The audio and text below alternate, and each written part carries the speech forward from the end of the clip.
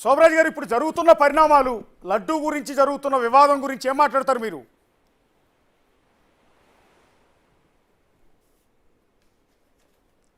నాకు క్లారిటీ లేదండి. మీరు చెప్తున్నారే అది క్లారిటీ ఉంది. ఇప్పుడు ఈ స్వామివారి లడ్డూ గురించి, స్వామివారి లడ్డూ తయారీలో వినియోగిస్తున్న నెయ్యిలో పంది కొవ్వు కలిసింది అనేది చంద్రబాబు నాయుడు గారు చేసిన ఆరోపణ. అవునండి.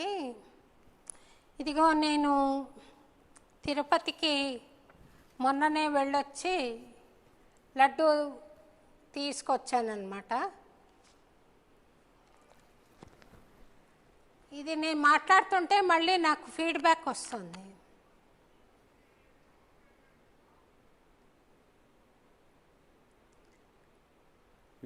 కట్ చేశారా?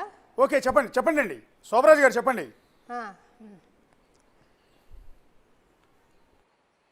ఎనలేని శ్రీ వెంకటేశు ప్రసాదాన్నము అనుభవించిన అప్పుడు అతడే ఘనుడు అని అన్నమయ్య అంటాడు. అంటే స్వామి ప్రసాదం తింటే చాలు అతను గొప్పవాడవుతాడు అన్న భక్తి అన్నమయ్యది. అదే భావన, అదే సెంటిమెంటు భక్తులైన మనందరికీ కూడా ఉంటుంది. స్వామి ప్రసాదం తింటే చాలు మనము ఆరోగ్యవంతులం అవుతాము, పునీతులం అవుతామని ఒక ఆలోచన వస్తుంది. అటువంటి ప్రసాదంలో, అటువంటి పరమ పవిత్రమైన ప్రసాదంలో ఇలా నోటితో అనడానికి కూడా కష్టం అనిపించే పదార్థాలను కలిపి ఆ నైవేద్యాన్ని కల్తీ చేశారే, అంతకన్నా మించిన పాపం అంటూ ఉండదండి. ఎందుకంటే అక్కడ నిలబడ్డది ఒక శిలామూర్తి కాదు, సాక్షాత్తు శ్రీ వెంకటేశ్వర స్వామి సజీవ మూర్తి. అది వెంకటేశ్వరుడు సాక్షాత్తుగా నిలబడ్డాడు శిలా ప్రతిమగా. అది చాలా సూక్ష్మమైన శక్తి ఒక శిలామూర్తిగా అక్కడ నిలబడి ఉంది. అందుకే లక్షలాది భక్తులు అక్కడికి వెళ్ళి కోరిన కోరికలు నెరవేరడం కానీ, అక్కడికి వెళ్ళి చేసుకున్న విన్నపాలు స్వామి వినడం కానీ జరుగుతోంది. అటువంటి అవతారమూర్తి కల్క్యావతారానికి మనం భోజనం పెడుతున్నాము, మనం నైవేద్య నివేదన చేస్తున్నాము. ఎవరో అతిథులు వస్తారంటేనే మనము రుచికరంగా చాలా పక్వంగా వండి రకరకాల పదార్థాలు వాళ్లకు నివేదన చేయాలని, ఫీస్ట్ ఇవ్వాలని, పార్టీ ఇవ్వాలని ట్రై చేస్తాం. అటువంటిది ఈ విశ్వానికే అధిపతి అయిన భగవత్ శక్తి శ్రీ వెంకటేశ్వరుడిగా అక్కడ నిలబడినప్పుడు ఆయనకు నైవేద్యము ఎంతో పవిత్రంగా ఉండాలి. చాలా చాలా ఆర్గానిక్ పదార్థాలతో కూడిన నైవేద్యమై ఉండాలి. మనం ఆర్గానిక్ పదార్థాలు తిని ఆరోగ్యవంతులం అవుదామని ఎలా అనుకుంటున్నామో, మరి భగవంతుడికి నివేదన చేసే పదార్థం కూడా చాలా ఆర్గానిక్గా, చాలా పవిత్రంగా ఉండాలి. అటువంటిది స్వార్థంతో మనిషి ఇలా కల్తీ చేయడం అనేది చాలా దారుణమండి. అది సహించరాని నేరమని నా అభిప్రాయము. స్వామి దీనికి తగిన శిక్ష, ఎవరైతే ఈ కల్తీ చేశారో వారిని శిక్షిస్తారో అని నా ప్రగాఢ అభిప్రాయము. ఏ కర్మకు ఫలితం లేకుండా పోదు. ఎంత శక్తితో బంతి మనం గోడకేసి కొడతామో అంతే శక్తితో మళ్ళీ మనకు తిరిగి వస్తుంది. కర్మ ఫలితం అటువంటిది. ఈ కర్మ ఎవరైతే చేశారో వారికి ఫలితం తప్పదు అని నేను భావిస్తున్నానండి. అంటే మీకు తెలుసు శోభరాజ్ గారు ఎంత పవిత్రంగా ఈ లడ్డూను తయారు చేస్తారు. మీరు అక్కడ పనిచేస్తున్నారు, స్వామివారి ఆస్థాన గాయనిగా మీరు ఎన్నో కీర్తనలు కూడా పాడి ఉన్నారు.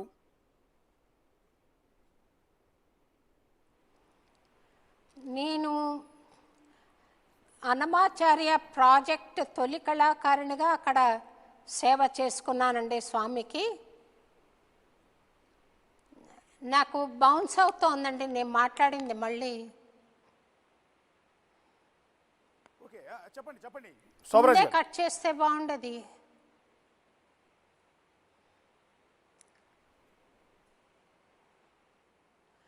నేను అన్నమాచార్య ప్రాజెక్ట్ తొలి కళాకారిణిగా అక్కడ స్వామికి సేవలు అందించాను. స్వర కైంకర్యాలు చేసుకున్నాను స్వామికి. చిన్నతనం నుండి కూడా, అంటే నేను ఇంటర్మీడియట్ చదువుతున్న రోజుల నుండి కూడా ఇప్పటిదాకా స్వామి కైంకర్యం సాగుతూనే ఉంది. ఆస్థాన గాయని అంటే అక్కడ కైంకర్యం నిరంతరం చేసుకుంటున్నాను తప్ప నాకు టెక్నికల్గా ఆస్థాన గాయని పట్టం 2 సార్లు ఇచ్చారు, కానీ దాన్ని మరి నాకేం తేడా కనిపించలేదు. అది ఆస్థాన గాయనియా కాదా తెలీదు, 2 సార్లు పంపించారు ఆర్డర్స్. అయితే స్వామికి మనస్ఫూర్తిగా నేను కైంకర్యం చేసుకుంటున్న మాట వాస్తవము. నన్ను ప్రతి 2వ శుక్రవారం అమ్మవారి ఊంజల్ సేవలో, అలాగే ప్రతి 2వ శనివారం స్వామివారి ఊంజల సేవలో స్వరకైంకర్యం చేసుకునే మహద్భాగ్యం కలిగించారు తిరుమల తిరుపతి దేవస్థానం వారు. నేను ప్రతి నెల వెళతాను, స్వామికి స్వరకైంకర్యం చేసుకుంటాను. అక్కడ సాక్షాత్తు స్వామి నిలబడ్డాడు అన్న భావనతో నేను చేసుకుంటున్నాను. కానీ ఒక శిలను అక్కడ ప్రతిష్ఠ చేశారు అంటే ఇంత భక్తితో వెళ్ళి పాడవలసిన అవసరం ఉండేది కాదు. సాక్షాత్తుగా అది ఐతిహ్యం మనం చదువుతాం. పద్మావతి అమ్మవారిని స్వామి ఇష్టపడ్డారని, తర్వాత ఆమెను కళ్యాణం చేసుకున్న తర్వాత తిరుమలలో లక్ష్మి రావడంతో వాళ్ళిద్దరి వాగ్యుద్ధాన్ని భరించలేక దూరం దూరంగా జరిగి శిలామూర్తిగా అయిపోయాడని ఒక చరిత్ర చదువుకుంటాం. కానీ దానికి అతీతంగా ఒక శక్తి, మహత్శక్తి, విశ్వాంతరాళాల్లో వ్యాపించిన శక్తి అక్కడ సజీవమూర్తి శిలారూపం ధరించింది అని నేను మనస్ఫూర్తిగా భావిస్తున్నానండి. అటువంటి స్వామికి ఈరోజు మహాపచారం జరిగింది. నేను మొన్న కూడా తిరుపతికి వెళ్ళాను. ఇదిగో మన యాత్ర పరిసమాప్తం కాదు, ఈ లడ్డు తెచ్చుకుందే యాత్ర పరిసమాప్తం కాదు. మన యాత్రా ఫలంగా దీన్ని తెచ్చుకుంటాం, యాత్రా ఫలంగా లడ్డూని తెచ్చుకుంటాం కదా. ఆ లడ్డూను కల్తీ చేసి భగవంతుడికి అపచారం చేయడం కాకుండా భాగవతోత్తములకు కూడా, భక్తులకు కూడా అపచారం చేశారు. భగవంతుడు తనకు దోషం జరిగితే సహిస్తాడేమో కానీ భక్తులకు దోషం జరిగితే సహించడు అని నేను భావిస్తున్నానండి. ఇది నా అభిప్రాయం. స్వామి గారు, నెయ్యి రేటు కేజీ 320 రూపాయలకి చాలా తక్కువ రేటుకు వచ్చిందన్న ఉద్దేశంతో ఆ కాంట్రాక్టర్కి నెయ్యి సప్లై చేసే అవకాశం ఇచ్చారంట. నెయ్యి తక్కువ రేటుకు వస్తుందని కొనుగోలు చేశారంట. ఏంటండి? ఈ తక్కువ రేటుకు వస్తుందన్న ఉద్దేశంతో ఆయా సంస్థల దగ్గర కొనుగోలు చేసి వాటితో లడ్డూలు తయారు చేశారు అని.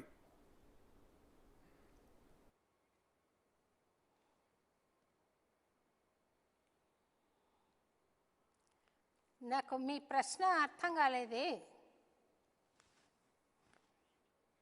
తక్కువ రేటుకు వచ్చిందన్న ఉద్దేశంతో కేజీ 320 రూపాయలకు వచ్చిందని కొనుగోలు చేశారంట. చూడండి, ఇప్పుడు మనం ఊర్లకు వెళ్తూ ఉంటాం. తప్పనిసరిగా బయట భోంచేసే అవకాశం వచ్చినప్పుడు, అవసరం వచ్చినప్పుడు ఆరోగ్యంగా శుభ్రంగా అన్నం ఎక్కడ పెడతారో అక్కడికి వెళ్తాం. కానీ తక్కువ అని చెప్పి వీధుల్లో తినడం కానీ, తక్కువ అని చెప్పి కుళ్ళిపోయిన పదార్థాలు తినడం కానీ, తక్కువ అని చెప్పి అనారోగ్యకరమైన పదార్థాలను మనం తినడం కానీ ఉండదు కదా. మరి మనమే తిననప్పుడు భగవంతుడికి తక్కువ అని చెప్పి మనం మరో రకమైన నెయ్యిని స్వామికి నైవేద్యంలో ఎలా సమర్పిస్తామండి? నైవేద్యం ఎలా తయారు చేస్తాం? వేరే నెయ్యితో. చాలా దోషం అవుతుంది. అది తప్పు. తక్కువ అని చెప్పి తీసుకోవడం కాదు, మంచిది అని చెప్పి తీసుకోవాలి, క్వాలిటీ ఉన్నది తీసుకోవాలి. నెయ్యి తక్కువ అని కాదు, నెయ్యి శ్రేష్టమైన ఆవు నెయ్యితో స్వామికి నైవేద్యం తయారు కావాలి. అది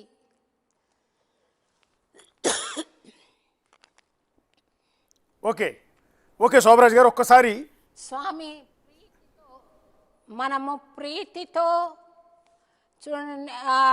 మన శబరి ఎంగిలి పళ్ళను పెట్టింది.